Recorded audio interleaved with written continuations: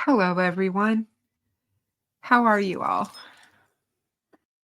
I was sitting here today thinking about everything that's transpired over the last month with the Delphi murders case, and um, I thought that I would come on and do a post-verdict reflection of how I'm feeling, because it's been overwhelming the amount of emotion that I've had over this verdict and the finality of, the case coming to a close. I realize that Richard Allen is going to more than likely appeal, the verdict, which he's absolutely obviously entitled to do, and I have some reflection on that as well, but I wanted to just talk about how everything kind of transpired and how I'm feeling about it all. First of all, I want to say thank you to all of my subscribers, all of my members who pay to be part of Behind the Crime Door. You have followed me for the last 3 years on this channel as I've covered Delphi, and I absolutely am in awe every day that I have almost 9,100 subscribers who follow me um, on this platform. With that being said, um, it's been a lot. It's been an emotional roller coaster to cover this case. I know that from my days when I worked on the school newspaper and was reporting way back 45 years ago, that we were always told to not to get emotionally involved in our stories. It makes the story that you're trying to tell better if you kind of keep your emotion out of it. But when you have such a human type of a story as this one, where emotions are running high anyway, just because of the subject matter, the raw emotion of two girls losing their lives in such a horrific manner, and so senseless of an act, it's really hard to do. It's really hard to keep yourself grounded. I tried over the 3 years that I've been on YouTube covering the case to keep as much emotion out of what I reported. However, I have to admit that once evidence started coming out and we were, looking at different avenues, theories, possibilities of what might be transpiring in this case, it was real easy to get caught up in all of that. And I did. I got caught up in all of that. And I wasn't perfect by any sense of the word. Um, but I've always tried to remain steadfast in my defense of the families and the family members of the girls. I feel that we should absolutely do no harm when we cover these cases, and how we tell their story matters. And we can do the stories and we can cover these cases with empathy and compassion and care. And so that's what this channel is all about. And as I move forward in trying to decide how my channel is going to evolve from here on out, that's one of the big things that I will continue to strive for. I have to admit that I was really not sure in the beginning of the year if this case would make it to trial this year. Um, Quite frankly, with everything that the defense was doing and all of the shenanigans that they were putting forth in their motions and all the things that they were doing, I really didn't know if that was going to be possible. As we moved farther into summer, I really started to feel like into June, um, and definitely into July, that we were going to trial, that there was no way that she was going to let this case derail any further. Um, and I just really felt like that was how Judge Gull was seeing it. That's just how I felt. But I wanted to hold on one second. I just got an email. Just give me a minute.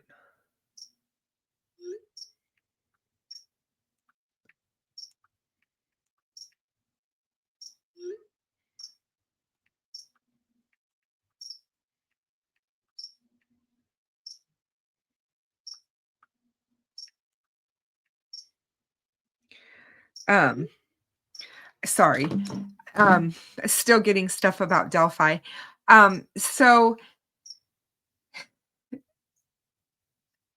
as we moved into jury selection and that was going on, and I was, watching that, I really felt that one of the best things that they did for this case was move the case out of Carroll County and move it into picking the jury, not the case, but the jury selection to Fort Wayne.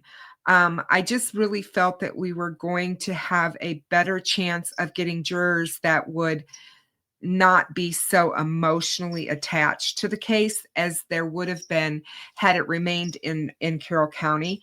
And for Richard Allen to get a fair trial, I thought that that was going to be extremely important.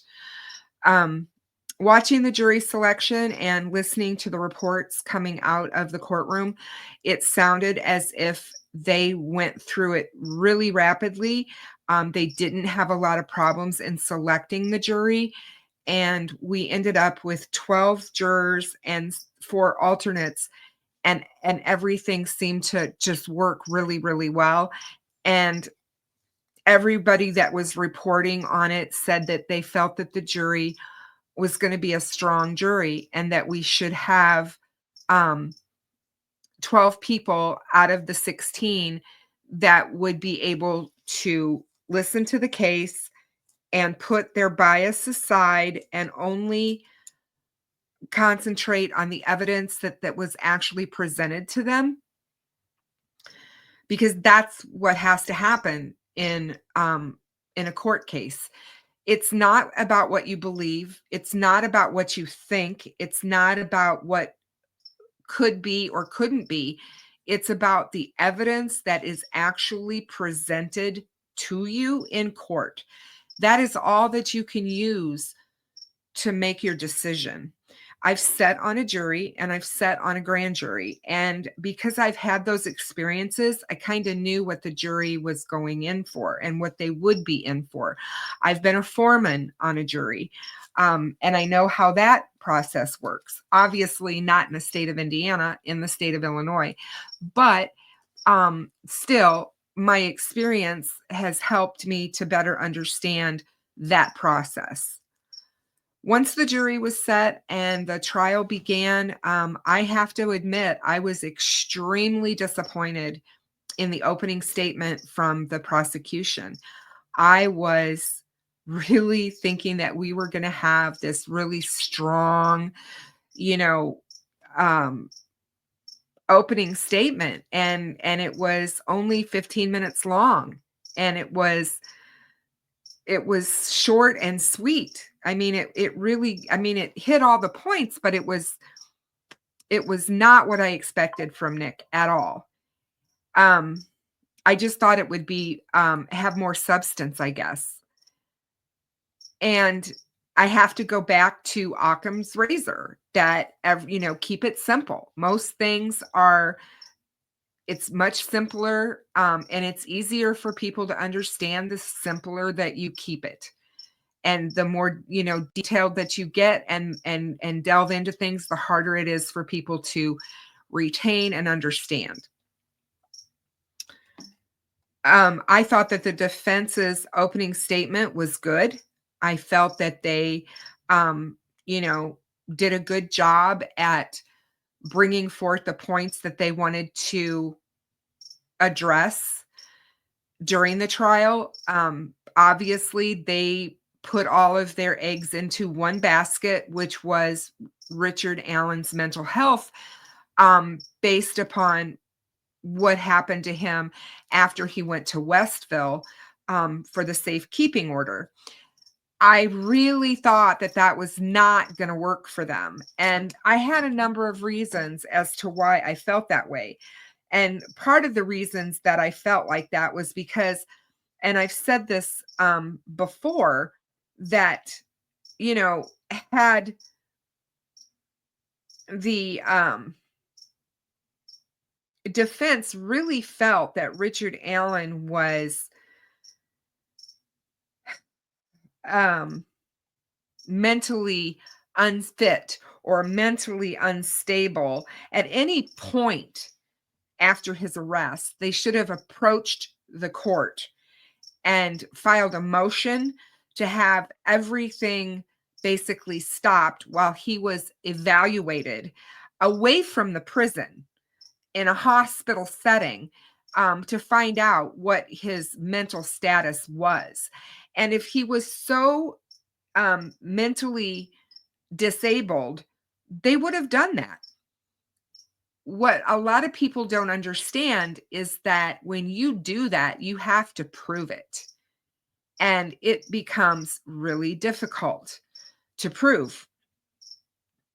And they knew, in my mind, this defense team knew that they couldn't win that he wasn't psychotic and he was not delusional and all of that. I believe that this man is a master manipulator and that he was manipulating not only his wife and his family, but he was manipulating his doctors and the people that were taking care of him. To listen to the testimony come in about how he would act normal until he knew his attorneys were going to show up, or he knew that he was going to be speaking with his family, or seeing his psychiatrist or psychologist. That's when he would act up. That's when he would act out and do these crazy things. And he himself, I mean, it came out of his own mouth, "I'm not crazy. I'm only acting crazy." Hearing that, to me, has a ton of weight to it. I believe that that was probably one of the most truthful statements that Richard Allen made during the 2 years he was incarcerated. And I think that he's very good at acting a part.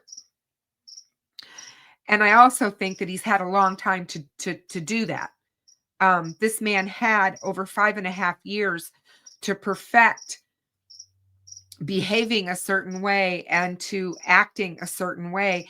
And the more you think about it, and the more I've listened to professionals who have been evaluating the case say that they believe that he could very well be a psychopath because they have no emotion. And so it's easy for them to go back, and everybody says, how did this man do what he did?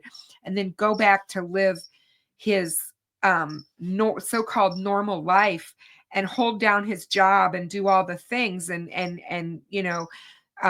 continue to be a good husband and all of that. How was he able to do that? Well, if he's a psychopath, it's because they have no emotion for that. They don't see people. They don't love people the same way we do. And they have a complete disconnect from those kinds of emotions that we would think that you would have. I go back and forth on whether or not I really believe he's remorseful. I think that he grabbed onto a Bible and that whole, um, I found God, because I think that almost everybody in prison finds God at some point or another. And if he has, fine, that's all fine and good. I'm not here to decide for him if he has or not. But I do think that a lot of prisoners find God in prison, and um and jump onto that. And I think that he used that as well as a vehicle. Um I I hope that he is remorseful about what he's done and what he's destroyed. He's going to have many years to think about it, and to think about everything and all of the people's lives that he's destroyed, because not only has he destroyed the lives of Abby and Libby's families, but he's also destroyed the lives of his own family, his daughter and his wife and his mother and stepfather and all of those people that loved him. Because one day you wake up and that person is no longer with you, even though they're still alive. That they're in prison, and you will never have that relationship that you've had with them for all these years, whether it be as a parent or a wife or as a daughter. Um and that is devastating emotionally. These people are going to need a lot of help and a lot of care to get through this and to get through what's to come. Um, my my feelings immediately upon learning that he was found guilty was relief. I felt relieved, because not that I was feeling anxious. I really wasn't. I didn't feel that the jury had been out long enough for me to even begin to feel anxious.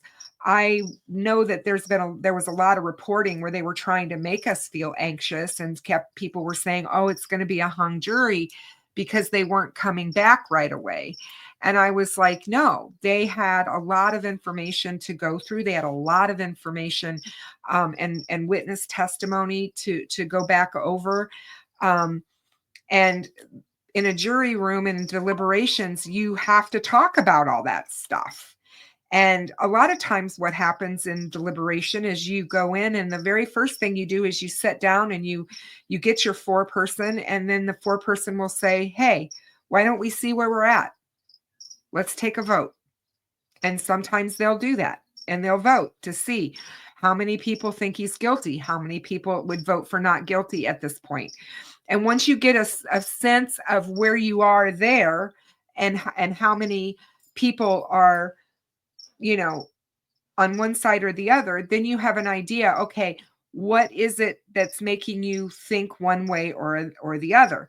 And you can go around and you can talk about that, and then you can discuss each point and break it down and go back and look at the evidence to see why they feel that way.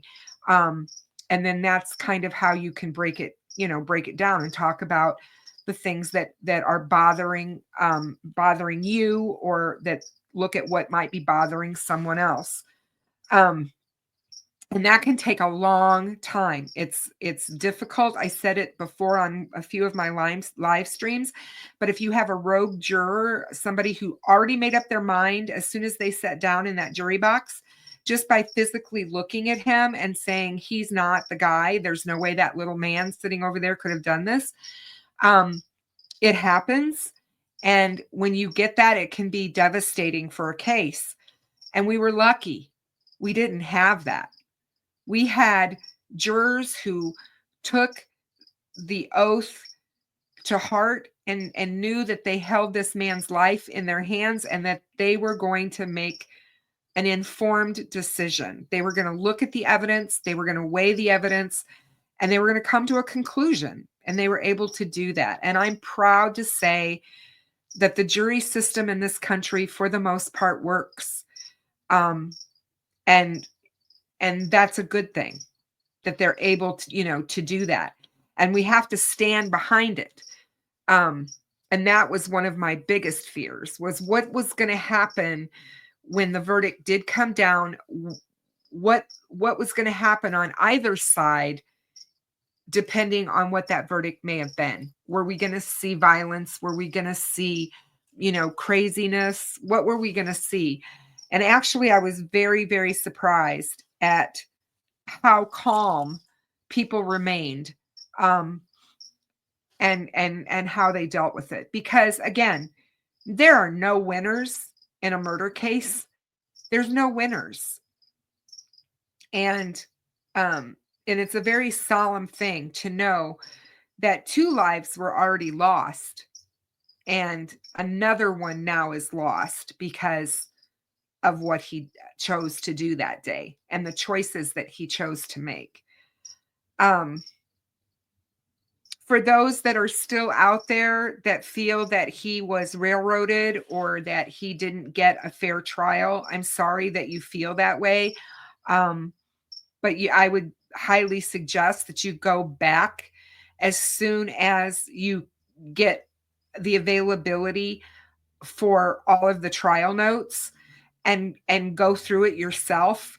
Don't listen to anyone else, but go through it yourself and come to your own decision.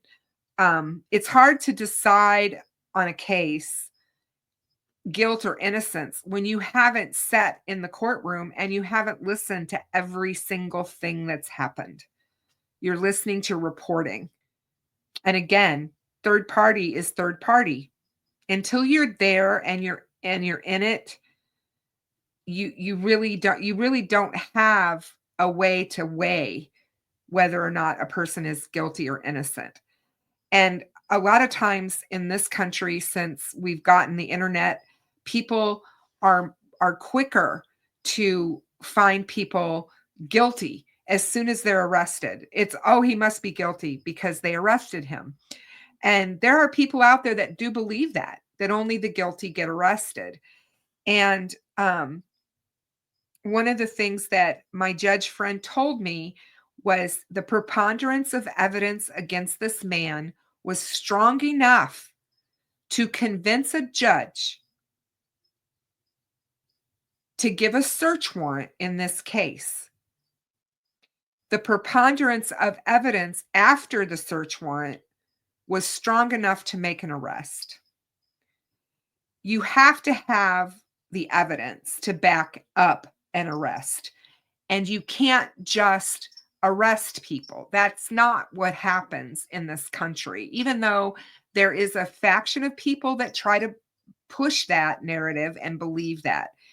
Now, what happened to Richard Allen after his arrest?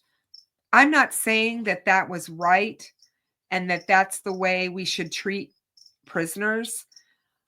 But what I'm saying is this: when you put yourself in the position to be arrested for such a heinous crime, because most often they get it right, and most often they don't arrest the wrong person for this type of crime. And if you go and you look at the statistics, they speak for themselves. So yeah, if you put yourself in the position to be arrested, then you're gonna go to jail and you're not going to be free, and you're not going to have a lot of the freedoms that you thought you were going to have while you wait for trial. And especially in a case like this, again, had his attorneys felt that they had a leg to stand on, they should have had a bond hearing. They should have had, they never did anything to try to get him out of jail. Or, even strongly to get him moved, or get him transferred, whatever. I just don't feel that they did enough if they really truly felt that that was demeaning or causing a horrible reaction for him. He was never in solitary confinement. He had access to people. He had access to his family. He was able to talk to them on the phone. He had iPad until he broke it. That was his own fault. He had the ability to have a TV. He refused, from what I'm told. So, I mean, they try to make it out like he was in this horrible, gulag type of a situation, and he wasn't. So, like I said, he's entitled to his appeal. An appellate court in Indiana will look at the appeal. They will see if there's any merit in it. If they deem it no merit, then they won't even hear the case, and they will just send it back and deny it and deny the appeal. If they deem merit, then they will hear the case, and he will go before the appellate court and be able to plead his case.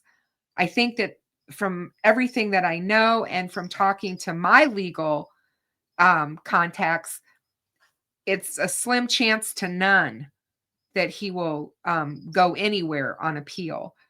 He was found guilty on all 4 counts. That is going to weigh heavy with the appellate court.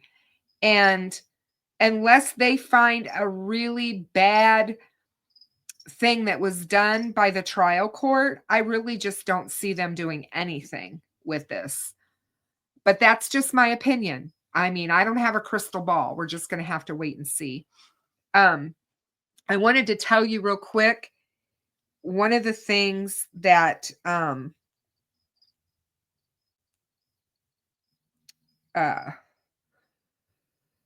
he's going to be sentenced on December 20th. And what happens? They have 30 days to file post-trial motions, and guaranteed there will be post-trial motions filed in this case. Then the motions have to be heard. And, we know from experience that Baldwin and Rosie love motions, and they're long-winded. So God knows what their motions are going to be. Then they have what's called a PSI, which is a pre-sentence investigation report. And that is detailed and lengthy, and it is prepared by the probation department. And that's going to cover every phase of Richard Allen's life. The judge has to look at a number of statutory factors before she sentences him. And so, however long it takes them to put together the PSI, she set the date for December 20th, so they will be getting that report quickly. But those are the things that will be happening. And like I said, I mean, I feel really good that the jury was able to get it right. I feel they got it right. I sat in that courtroom. I only sat in it for a day, but I sat in it long enough to look him in the eye. And I can tell you that he is bridge guy. That man is bridge guy. And I always said, if he was bridge guy, he's guilty. Because there's no way that bridge guy isn't the man who took Abby and Libby off that bridge and led them down that hill to their demise. Hearing him and hearing his confessions, I've never, of all the cases I've ever followed and ever covered, I have never heard of a person having 61 confessions.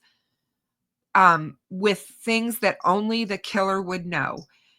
He knew what types of wounds Abby and Libby had. And I'm here to tell you that was never released. Ever.